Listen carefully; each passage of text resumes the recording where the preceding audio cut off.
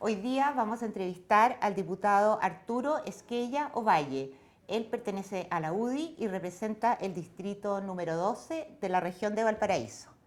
¿Cómo está, diputado? Muchas gracias por venir. Muchas gracias a ustedes por la invitación. Un gusto estar acá, María Eugenia. Gracias.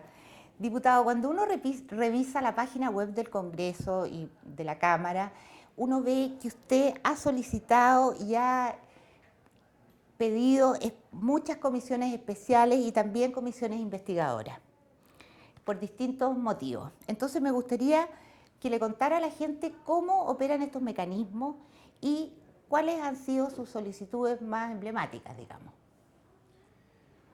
Bueno, el rol fiscalizador que tenemos como diputados es tremendamente importante. Si nosotros en la misma Cámara no somos quienes estamos permanentemente revisando y analizando que las cosas se hagan bien en los otros poderes del Estado, la verdad no existe un equilibrio como corresponde. En ese sentido, junto al trabajo legislativo que me ha correspondido hacer en estos primeros 8 meses, yo soy diputado nuevo, hemos tenido también una participación importante en lo que son las comisiones investigadoras y en el rol fiscalizador propiamente tal. Muchas veces en el fondo uno lo hace o ejerce este rol a través únicamente del envío de oficios, de pedir en el fondo información, de recabar y analizar esa información que nos va llegando de los distintos servicios públicos. Pero yo me atrevería a decir que el punto neurálgico de este rol fiscalizador está concentrado evidentemente en las comisiones investigadoras y en ese sentido una de las más emblemáticas tiene que ver con la realidad de esta región, con los presuntos fraudes que en paralelo, digamos, con la investigación que lleva a cabo el Ministerio Público, nosotros iniciamos a principio de año, estuvimos 3-4 meses trabajando en estos fraudes de la quinta región, en la Intendencia, en el gobierno regional propiamente tal. En ese sentido creo que se hizo un gran trabajo, acá no se vieron colores políticos, no hubo distinciones políticas por parte de los miembros de la comisión, se pudo analizar, investigar, colaborar también con el Ministerio Público, con el trabajo que hacía en paralelo también la Contraloría Regional y emitimos un informe que, si mal no recuerdo, fue unánime. O sea que usted quedó conforme. ¿Ha quedado Yo conforme? quedo conforme. Me gustaría, y yo creo que este es el sentir de muchos diputados, me gustaría contar con algún grado superior de atribuciones. El hecho de que uno puede acusar constitucionalmente solo por dentro de los últimos 3 meses a las autoridades que van saliendo del gobierno, yo creo que es muy poco tiempo. Creo que quien, por ejemplo, estuvo a cargo de una intendencia, de toda una región, representante del presidente o del ministro del Interior en toda una región, es muy poco tiempo, digamos, para analizar si es que efectivamente estuvo acorde a derecho su administración, su gobierno local, su gobierno, digamos, regional. Y en ese sentido ya hay algunos proyectos de ley presentados para extender el plazo de acusación que eventualmente podríamos hacer acá en la Cámara. Y además que esto es solamente para ver las responsabilidades políticas, ¿cierto? Y usted está dando también con un punto bien relevante, porque nosotros de hecho nos vimos frente a la necesidad de definir bien a qué se refiere la responsabilidad política. En el caso concreto, si es que lo quiere ver así, nos dimos cuenta de que una persona que ha estado a cargo y que de alguna forma ha sido el responsable de nombrar a directores de divisiones, directores de departamento, el que no tenga ninguna participación en el fraude propiamente tal, cosa que al menos nosotros llegamos a esa conclusión, pero sí existe una responsabilidad evidentemente en haber nombrado personas que se vieron envueltas en el fraude. En ese sentido tenemos que ser precisos y claros en que se debe condenar firmemente y nosotros de alguna forma tenemos que pasarle la cuenta, por decirlo en buen chileno, a alguien que no fue lo suficientemente riguroso en el nombramiento de las personas que iban a estar a cargo de divisiones y departamentos tan importantes como el de Administración y Finanzas en el gobierno regional. Diputado, se ha dicho en los diarios que usted, junto con otras personas de su coalición, van a recorrer Chile buscando posibles candidatos a alcaldes y a concejales para las próximas elecciones parlamentarias de este próximo subsiguiente año. Entonces yo le quería preguntar, ¿qué condiciones, cómo se evalúa eso cuando usted llega a una región o llega a una comuna y dice quiénes podrían ser? Cuéntale un poco a la gente porque estos programas los ve la gente común y corriente. Y nos saltamos de tema, bien entretenido, nos metemos a la política. Es que tengo poco tiempo. Tiene que ver con el rol que me corresponde ahora que formo parte de la comisión electoral de mi partido, que es la UDI. Y quizás estoy ahí porque me tocó desde mi trabajo anterior, desde la Fundación Jaime Guzmán, colaborar con la UDI en la búsqueda de personas jóvenes que tengan vocación de servicio público y que verdaderamente puedan ser un aporte en sus respectivas comunas, teniendo de alguna forma también un costo alternativo relevante. Es decir, que no estén apostando a formar parte de los consejos municipales únicamente, digamos, porque les falta algún grado o algún tipo de ocupación o porque tienen alguna inquietud política, sino que nosotros buscamos a las personas que se han desempeñado de buena manera en su mundo privado, puede ser, o también en algún rol público, y que efectivamente creemos que serían un aporte relevante siempre detrás de la lógica de representar las ideas y principios que tiene mi partido. Diputado, usted ha sido bien ferviente partidario de que el presidente de la República le otorgue a la UDI más preponderancia, más relevancia. ¿Cómo le ha ido con eso? Nos ha ido bien, pero tenemos que seguir adelante. Nosotros, y yo siempre he dicho que la UDI es la gran responsable de que hoy día el presidente Piñera esté a cargo del país. Somos el partido más grande no solo por lo que se refleja acá en la Cámara de Diputados o en el Senado, sino que por la representación popular que tenemos. Nosotros llegamos a todos los rincones de Chile y en ese sentido es muy importante que se vea reflejado en los cargos de responsabilidad que todavía en el fondo quedan muchos por elegir a las personas que se van a hacer cargo en definitiva. En ese sentido es una demanda permanente. Nosotros siempre vamos a estar con mucho respeto pidiéndole al presidente de la República que se acuerde que acá tiene un grupo de personas muy bien formadas, muy bien preparadas para sacar adelante las tareas de este excelente gobierno, al menos en lo que han sido los primeros 8 meses. Usted ha sido partidario del voto de los chilenos en el extranjero. Entonces, como usted es tan aplicado y tan estudioso, diputado, yo le quería pedir que nos cuente si usted ha revisado legislación comparada de otros países en que ya se sepa por dónde puede ir esta ley. Yo he sido partidario de otorgarle la oportunidad de participar en nuestros procesos electorales a chilenos en el extranjero, pero siempre con reparo, digamos, o sea, con algunas cláusulas. Por lo mismo me gusta mucho el proyecto de reforma constitucional que nos presentó el presidente Piñera, en donde establece la necesidad de que existe un vínculo de ese chileno que vive fuera con el país. Y ese vínculo se puede dar de distintas maneras. Yo creo que es evidente que una persona que está trabajando, prestándole servicio al país, en este caso a Chile, en el extranjero, delegaciones de militares o incluso diplomáticos, tengan la oportunidad de votar. Así también a las personas que están por un corto tiempo estudiando o trabajando, pero que vuelven a Chile, evidentemente también tienen que tener la participación como corresponde. Lo que no soy partidario, y en eso entrando directamente a la pregunta, porque he analizado mucho lo que ocurre en el país, en el mundo, perdón, es que se le otorgue derecho a personas que llevan 30, 40 años afuera y que no tienen ningún grado de vinculación con Chile.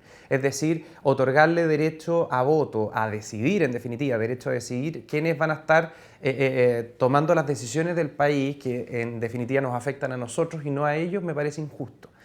Hay varios países que se están cuestionando firmemente el hecho de en su momento haber otorgado un derecho, digamos, tan abierto, tan sin restricciones, sin este vínculo. En este caso concreto me ha tocado estudiar la realidad de México, que tiene una escasa participación y eso que están muy concentrados en un país determinado como es Estados Unidos, su población fuera, digamos, de territorio nacional. Así todo tienen un grado de interés muy bajo y están de alguna forma, o ya se escuchan voces que cuestionan esta participación por la falta de participación. ¿Sabe por qué se lo pregunto? Porque estuve viendo la legislación de España y España que Es uno de los más abiertos en este tema. pueden votar. Uno de los requisitos que me llamó la atención era que si tenían un bien raíz fuera de su país, o sea, en España, donde vivieran, podían votar. ¿Qué le parece a usted esa idea?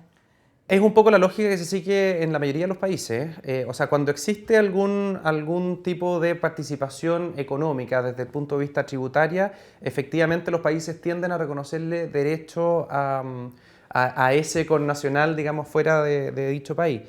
Yo creo que no es bueno el centrarnos en el tema económico. O sea, creo que nos sirve para saber que efectivamente existe una vinculación. Una persona que, por ejemplo, está tributando su renta, digamos, el impuesto a la renta, ingresa de alguna manera a las arcas fiscales, en este caso de Chile, bueno, tiene algún grado de vinculación. Efectivamente, eso nos dice que tiene interés y que le preocupan en el fondo las políticas que se están siguiendo en este país, pero no por el solo hecho de estar contribuyendo económicamente. Y en eso hay una línea muy delgada, pero es importante que quienes nos están viendo, quienes nos están escuchando, lo tengan claro. Porque no es que nosotros digamos, ah, claro, una persona que está pagando tributos, tiene casas repartidas por todo el mundo y en ese sentido, digamos, también tiene en Chile, va a tener derecho a votar, a participar en nuestras votaciones. Yo creo que es mucho más relevante y me da la idea de que es lo que se ha seguido en Chile, el otorgarle el derecho a voto a las personas que están sufriendo los efectos. Por eso nosotros le otorgamos derecho a voto a los extranjeros que viven en Chile o que se avecindan en Chile por más de 5 años. Eso yo creo que es gravitante, el hecho de que nosotros le reconozcamos a un peruano, a un boliviano derecho a voto por el solo hecho de avecindarse en Chile, quiere decir que a nosotros nos preocupa principalmente el que tengan interacción con la sociedad. Así que es un camino largo, parece. Sí. Es un camino largo, pero veo bastante consenso. El tema va a estar en definir bien qué significa el vínculo. Y en eso estamos trabajando. Otro tema, diputado. Usted fue convidado recién, hace poco tiempo, a España, a la quinta versión del programa Jóvenes Políticos Iberoamericanos por la Fundación Carolina. Entonces, me gustaría que nos contara cómo ve usted a los jóvenes políticos, un poco la visión más macro, más desde fuera de Chile. Bueno, fue muy interesante participar en este encuentro parlamentario iberoamericano, porque nos permite de alguna forma saber lo que está ocurriendo en el resto del país, en el resto, o sea, en el resto de la región, por decirlo de alguna forma, en Latinoamérica particularmente. Nos sirve también para compararnos. El hecho, incluso no comparándonos con Latinoamérica, sino que con España, pese a que, bueno, ellos hoy día están en una tremenda crisis, pero uno analiza las políticas que han seguido por los años y en épocas que no necesariamente han tenido crisis, y lo comparamos incluso con las peores épocas de Chile y de repente nos damos cuenta que estamos re bien, que estamos avanzando, que evidentemente no a los ritmos que nos gustaría, pero por mucho que nosotros de repente tenemos en el norte lo que está ocurriendo en países desarrollados, en países que tienen ingresos per cápita muy por sobre nosotros, bueno, de repente es un poco ficticio. Esa calidad de vida que puede tener un español hoy día es difícil que se proyecte durante 30 o 40 años. En cambio, Chile, haciendo las cosas bien, siendo más cauto, tomando decisiones más consensuadas, podemos proyectarnos a que luego tengamos estándares de vida bastante mejores que lo que está ocurriendo en España y, por qué no decir, algunos otros países de Europa. Y en la realidad latinoamericana nos toma muchos ejemplos. Y eso yo creo que también es importante decirle a los ciudadanos que nos están escuchando, porque muchas veces nos ven a nosotros, los mismos políticos, criticar y patalear porque las cosas no se hacen de la mejor manera, pero en países como Colombia, como México, como Perú, como Bolivia, nos toman de ejemplo y les nombré países que tienen cortes ideológicos o gobiernos actuales, digamos, distintos al nuestro. Algunos coinciden como quizás podría ser México y Colombia, pero Perú y Bolivia evidentemente tienen cortes distintos y ellos se fijan mucho en lo que está ocurriendo en Chile. Eso nos da también un grado de responsabilidad a nosotros, acá en la Cámara de Diputados. ¿Qué es lo que destacan? Destacan el orden institucional.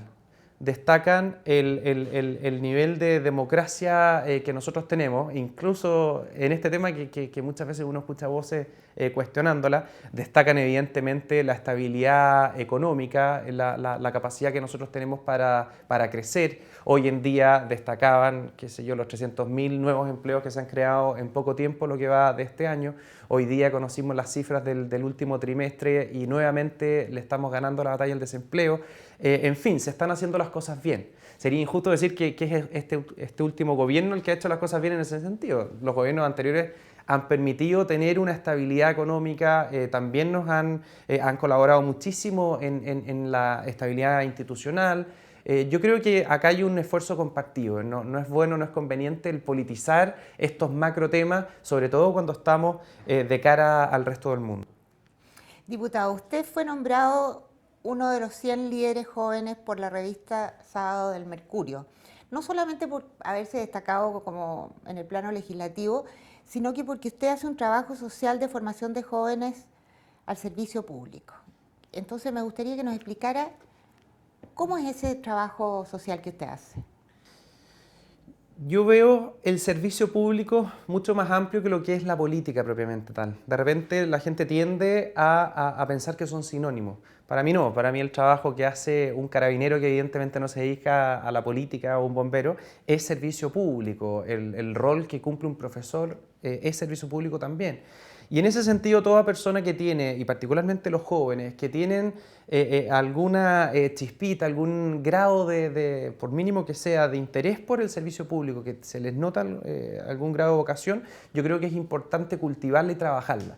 En esa línea, cuando trabajaba en la Fundación Jaime Guzmán, creamos un taller de formación propiamente tal, que era un curso con evaluaciones, con tareas y varios meses en el fondo de trabajo que se fue expandiendo por todo Chile.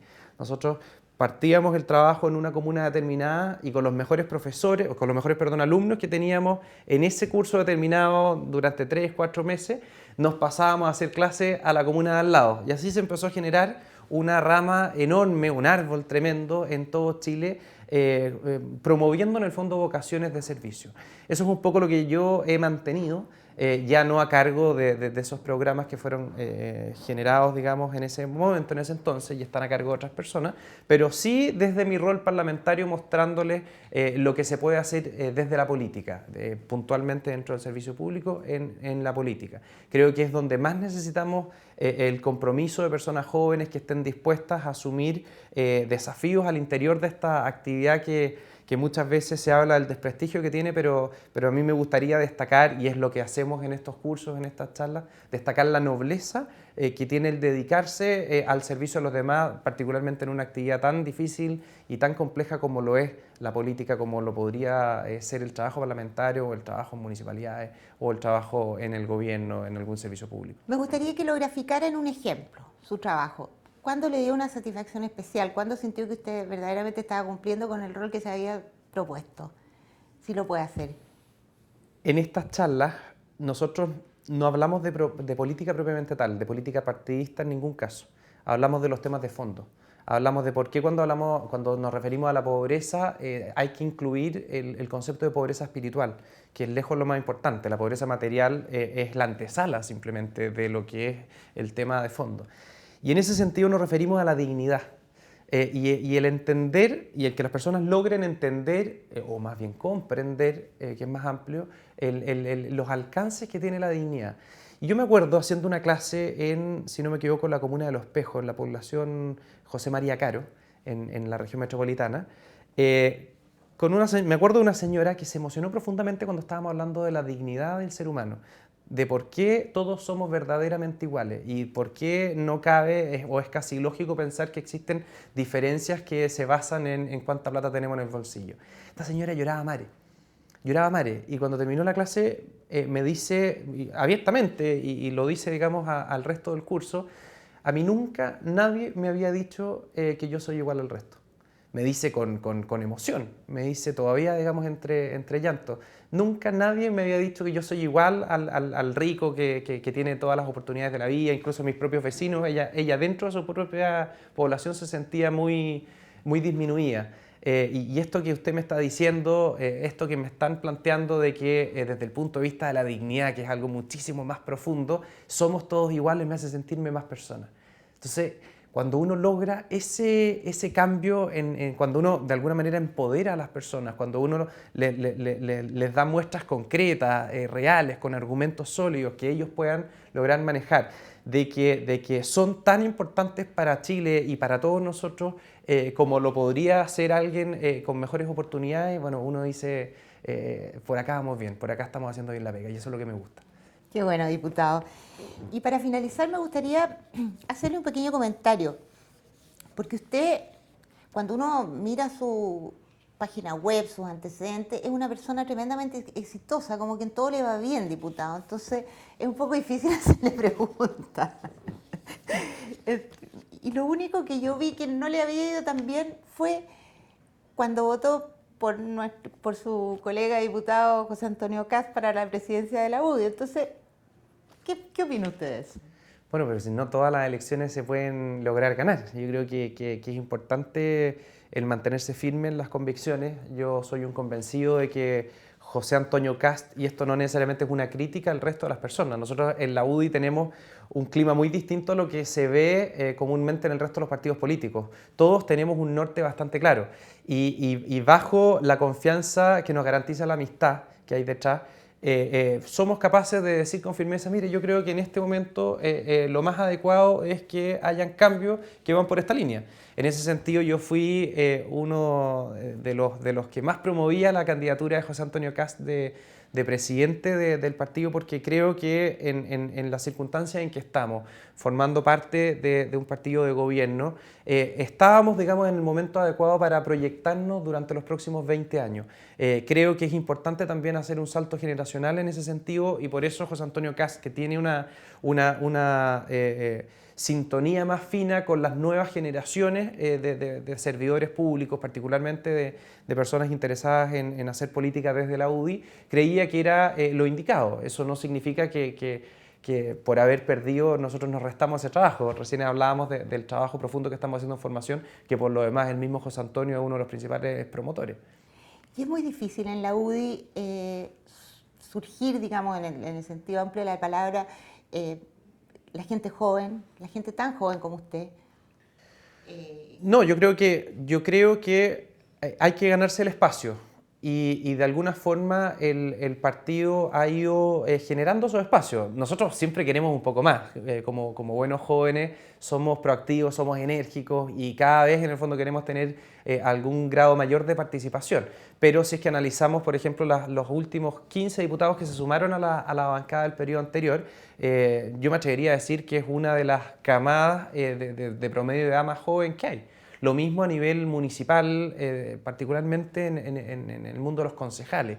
Hay un grupo importante de personas que durante estos 4 años son jóvenes, que se estuvieron preparando y esperamos en las próximas elecciones municipales den el salto para poder influir de mejor manera, ya quizás pensando en alguna alcaldía.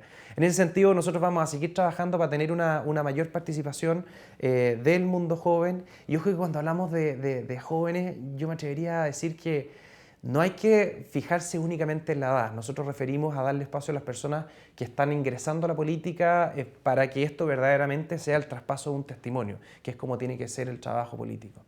Diputado Esquella, le deseamos mucho éxito y muchas gracias por estar acá. Muchas gracias a usted, María Eugenia.